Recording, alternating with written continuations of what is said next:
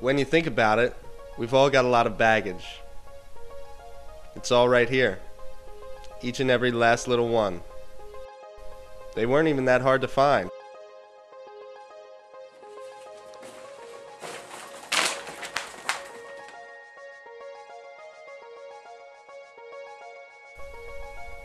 You'd think you'd be a little more cautious with this sensitive information.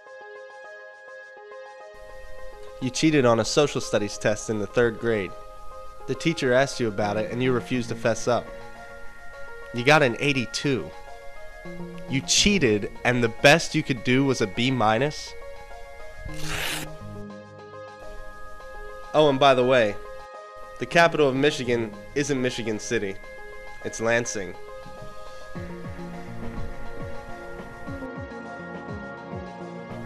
Says here you talk bad about her all the time and play it off like you're joking.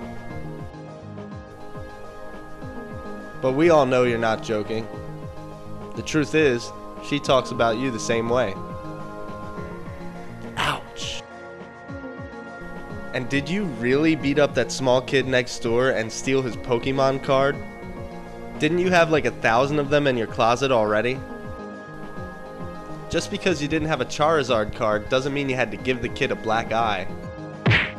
Says here you've lied 823 times, driven over the speed limit 58 times. You don't like the way you look. You really need to eat better. And, hey, come on, do you really need to do that here? Where was I? Oh yeah. You like to lust. A lot. Like, really a lot. And you can't forgive yourself for it. You can't control your temper. You lie to your parents. You don't like your sister. And I haven't talked to my dad in 3 years. What if there was a way to get rid of all this? Would you believe me if I told you that I'm starting to think these cards don't matter? What if there was a way to live in freedom instead of guilt? What if these were covered? What if we were given grace?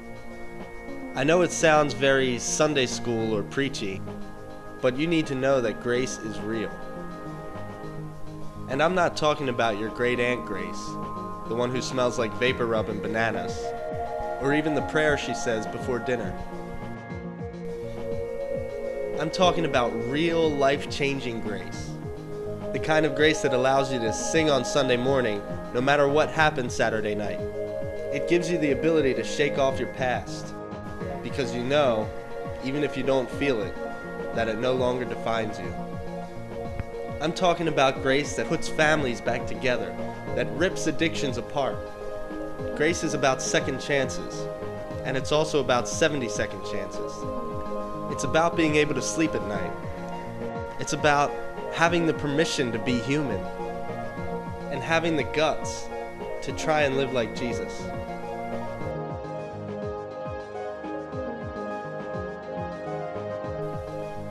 It's not about trying to make yourself feel better or justifying your sin.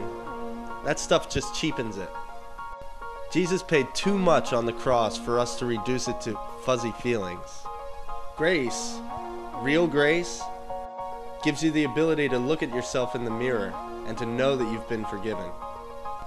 It reminds you that you're being pursued by a loving God who wants to help you live life to the fullest. There's nothing you can do to earn it, and there's nothing you can do to outrun it. It's free, it's yours, and yeah, it's amazing.